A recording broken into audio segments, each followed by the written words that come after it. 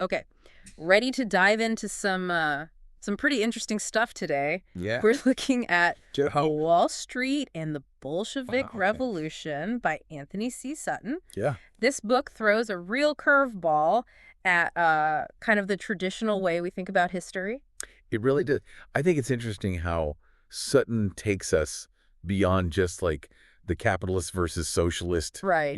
showdown that we're so used to thinking about. Right. He digs into archives, pulls out declassified documents, personal letters, official records, Mhm. and then points to these like possible connections Right. between Wall Street financiers and the financing of the Russian Bolsheviks. Yeah, it's not every day that you hear about a potential alliance between Yeah. these two groups that are supposed to be like arch nemesis. Right. And what makes Sutton's work stand out, I think, is that he wasn't just some fringe theorist. He was a respected researcher at Stanford's Hoover Institution. Absolutely. And he went headfirst into these archives and suggests there might be more to the story than meets the eye.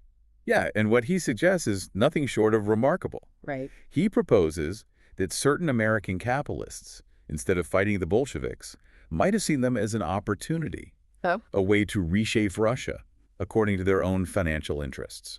So not a clash of ideologies, but a case of opportunism. Potentially, yeah. What kind of opportunities are we talking about here? What did these capitalists supposedly see in a Bolshevik regime? Well, Sutton argues they envision this captive market, Okay. a weakened Russia, ripe for exploitation. Okay. Imagine a nation with vast resources suddenly under the control of a new regime, Right. potentially indebted to its financial backers. Control the resources, control the terms, and ultimately you control the profits. It's a bold claim. It is. What evidence does Sutton use to support this idea of a calculated strategy? Well, he doesn't just throw it out there. Right. He points to Wall Street's involvement in various pre-revolution activities, Okay. shady dealings in places like Mexico and Panama as a sort of precursor to their alleged involvement in Russia. So he's suggesting a pattern of financial manipulation that predates the revolution itself. That's right. Give me an example. Okay. What kind of activities are we talking about? Take the Panama Canal. Okay. Sutton highlights the controversy surrounding the law firm, Sullivan and Cromwell accusations that they were involved in the Panamanian Revolution, essentially manipulating events to serve their own interests. Mm-hmm. There were even congressional hearings about this, Wow. with Congressman Rainey directly accusing them of pulling the strings. Talk about high-stakes maneuvering. Absolutely. And this was all tied back to Wall Street. That's what Sutton argues, Okay. that figures like Congressman Rainey were already raising alarm bells about the potential for financial interests to supersede national concerns and ethical considerations. Right. He even points to accusations of Wall Street backing raids into Mexico, with journalist Lincoln Stevens claiming these actions were meant to influence U.S. elections. So we're not just talking about making a quick buck here. We're talking about wielding influence on a global scale. Yes. And Sutton believes that this predates any involvement with the Bolsheviks. That's right. Sutton positions these events as early examples of a pattern that, according to his research, culminates in the financing of the Bolshevik Revolution. He argues that these early interventions reveal a willingness to manipulate events for financial gain, Yeah. a willingness that might have extended to Russia. This is where things get really interesting because it suggests a level of premeditation, Right. a calculated strategy at play. Yeah, It's one thing to capitalize on an opportunity. It's another to potentially orchestrate it. exactly. Right. And to illustrate this, Sutton introduces us to some rather intriguing figures. Okay.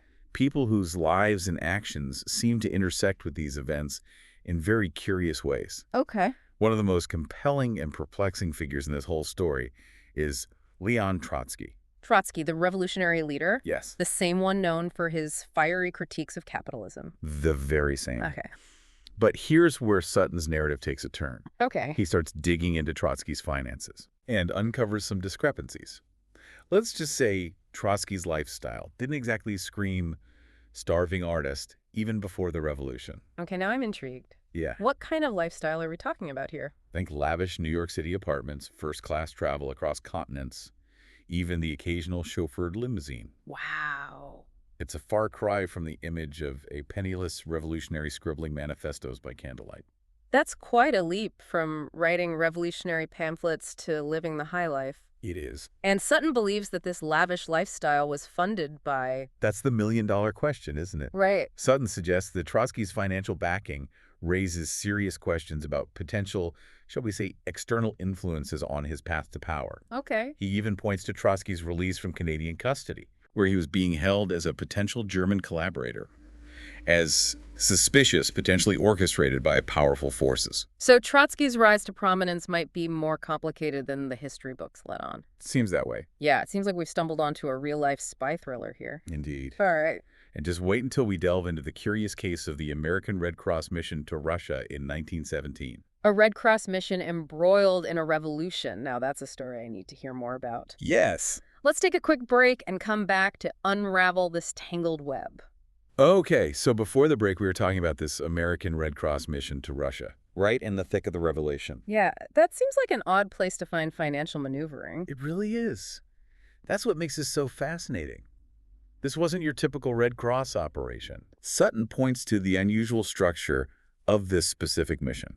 Okay. Primarily funded by Wall Street financier William Boyce Thompson. Okay. And get this, there were more businessmen and lawyers on this mission than medical personnel. Hold on. More suits than scrubs on a humanitarian mission. Yeah, does seem a little strange. That seems a little off-brand for the Red Cross, to say the least. It does. What was their objective in Russia, according to Sutton? Well, while the parallel Red Cross mission to Romania seemed focused on, providing aid, Right. the Russian operation seemed a little more entangled in political maneuvering. Okay. Sutton highlights Thompson's actions, meeting with key figures in the Russian government, pouring funds into pro-Bolshevik propaganda, even openly expressing support for the revolutionaries.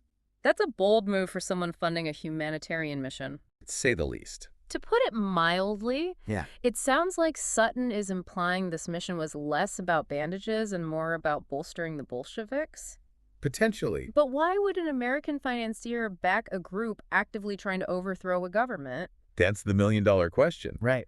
Sutton argues that Thompson saw the Bolsheviks not as a threat, Okay. but as a means to an end. Okay. Remember that captive market concept? Right. Sutton suggests Thompson envisioned a Bolshevik-controlled Russia as a land ripe for American economic dominance. Okay. Supporting them during the revolution could translate to leverage and influence in the future. So potentially a high-risk, high-reward scenario for Thompson. Exactly. If the Bolsheviks won, he'd be sitting pretty, Yeah. poised to capitalize on the new order. But this hinges on the idea that the Bolsheviks were open to this kind of arrangement. Right. Where does Sutton get that idea? Well, Sutton points to figures like John Reed, the American journalist, who famously chronicled the revolution in his book, 10 Days That Shook the World. Right. Reed, a self-proclaimed socialist, painted a very sympathetic picture of the Bolsheviks, and his writing garnered international attention. Okay. But Sutton digs deeper Okay. and uncovers some curious financial ties. Financial ties. You're saying the fiery socialist writer might have had some capitalist connections. That's what Sutton suggests. Wow. He reveals that while Reed was writing scathing critiques of capitalism, Okay. he was simultaneously receiving funding from sources like the Morgan-owned Metropolitan magazine Okay. and a wealthy banker named Eugene Boissevain. Now that's interesting. Was Reed an unwitting pawn? It's possible. His writing used to further someone else's agenda? Right. Or was there a genuine belief among certain Wall Street elites that a Bolshevik regime could be beneficial to their interests? That is the very question Sutton raises. Right. And it's a question with no easy answers. Right. To add another layer to this already complex picture, Okay. Sutton introduces us to the curious case of Professor Lomonosov and his missing $25,000. Okay, Professor Lomonosov and a missing small fortune. I'm all ears. Right. How does this tie into Wall Street and the Bolsheviks? Well, Lomonosov, a Russian professor, had a significant sum of money disappear. Okay. Enter Michael Grusenberg, also known as Alexander Gumberg, a known Soviet agent. Okay. Somehow he gets involved in facilitating the return of these funds. It sounds like a convoluted spy novel, but it's where Sutton uncovers a very interesting connection. A Soviet agent playing financial rescuer. Right. This just keeps getting more intriguing. What's the connection? A Wall Street lawyer named Thomas L. Chadbourne, who, as it happens, was connected to our Red Cross financier, William Boyce Thompson, Okay. intervenes in the case. Wow. Chadbourne goes directly to the State Department on Lomonosov's behalf, seemingly smoothing the way for the return of the funds. Hold on. So we have a Soviet agent, a missing fortune, and a Wall Street lawyer connected to the Red Cross mission, Right. all tangled up in this financial exchange. It's quite a story. It's getting hard to believe in coincidences at this point. That's precisely Sutton's point. Yeah. He argues that this case, along with several others, highlights the blurred lines between supposed adversaries. We see American financiers and institutions interacting with the Soviet government and its representatives in ways that really defy the traditional narrative of ideological opposition. It's like everyone is playing a high-stakes game and the rules are constantly changing. Yeah. But to play this game, you need capital. Right. And lots of it. How does a cash-strapped revolutionary movement like the Bolsheviks even afford to participate in this global power play? That's a great question. Where's all the money coming from? That brings us to the heart of Sutton's argument, Okay. the trail of gold. Okay. He delves into how the Bolsheviks utilized gold to finance their operations, moving it through complex international channels. Right. And where do these channels lead? I'm going to guess right back to American shores. You guessed it. Right back to American shores. So while the Bolsheviks are preaching about dismantling capitalism, they're relying on its very mechanisms to fund their revolution. It's pretty ironic. Talk about irony. Which American players figure into this golden equation? Well, Sutton points to the Robert Dollar Company, Okay. an American shipping firm with ties to wait for it. Yeah. The American International Corporation, The AIC. the AIC. Hey. And who do we often find at the helm of the AIC? William Boyce Thompson, our Red Cross financier. Right. Additionally, Sutton highlights the role of the Guaranteed Trust Company, Okay. a bank we've already encountered in this tangled web. Right. According to Sutton, these institutions weren't just passive bystanders. Okay. They were actively engaging with the Soviets, facilitating their financial transactions despite the supposed ideological divide. This completely flips the script. It's not just about shadowy figures operating in the background. We're talking about established American institutions, potentially intertwined with the financing of the Bolshevik Revolution. That's right. It's a bold claim. But what's the end game here? Yeah. What did these institutions stand to gain by allegedly supporting a movement that threatened the very fabric of capitalism? Sutton believes they saw it as a long game. Okay. Remember, their alleged motive was control. Right. Control of Russia's vast resources, control of its future economy, Okay. and control of its place on the world stage. Okay. They weren't just betting on the Bolsheviks. They were potentially investing in a future where Russia operated as a captive market, Right. a source of cheap labor and resources ripe for exploitation. It's a chilling thought. It is. But one that starts to make a disturbing amount of sense when you consider the evidence Sutton presents. Yeah. We've got shady dealings, hidden connections, Right. and a trail of money that seems to lead directly to the heart of the American financial system. So we've spent the last two segments going down this rabbit hole with Antony Sutton, It's quite a rabbit hole. uncovering these potential financial ties between Wall Street and the Bolsheviks. Right, and I think it's important to remember that Sutton's work isn't meant to be like the final word Right. on this very complex period of history. Right. More like a starting point. Exactly, a starting point for deeper exploration. Okay. He shines a light on all these events and connections that really challenge us Right. to think differently about the 20th century. Okay. And it sparked a lot of controversy along the way. What are some of the main criticisms leveled against Sutton's work? One of the most common criticisms is that he oversimplifies what was a very multifaceted historical event. Okay. Critics argue that the Bolshevik Revolution was the result of, a whole bunch of things. Right. Social unrest, economic instability, the failings of the Tsarist regime, Right. to suggest that just a handful of Wall Street financiers orchestrated the entire thing Right. is a little far-fetched. So more of a perfect storm Exactly. than a meticulously planned takeover. Yeah. And critics also point to Sutton's reliance on what they call circumstantial evidence. Okay. They argue that just because certain Wall Street figures were in contact with Bolshevik sympathizers, Okay. it doesn't automatically prove that they were actively funding the revolution. Correlation doesn't equal causation. Exactly. You got it. It's like saying because I drink coffee in the morning, Right. I must be causing the sunrise. Right. Right. Critics also question Sutton's interpretation of certain events and documents, Okay. suggesting that he might be cherry-picking evidence that supports his thesis, Okay. while downplaying evidence that contradicts it. Which if true, would cast a shadow on the objectivity of his research. For sure.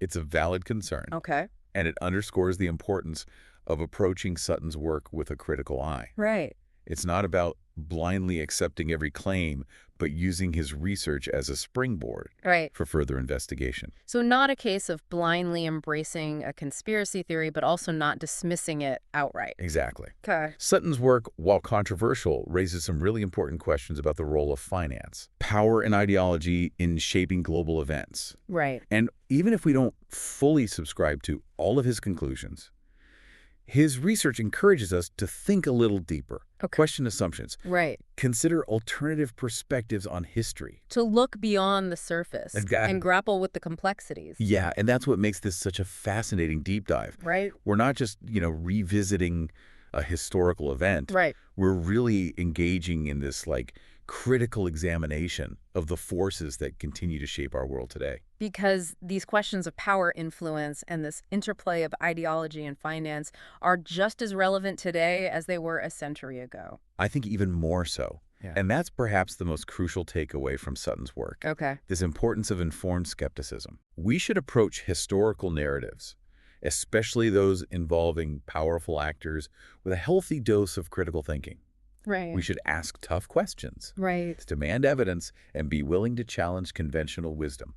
So what does this all mean for you, the listener? What can you take away from this deep dive into Antony Sutton's controversial work?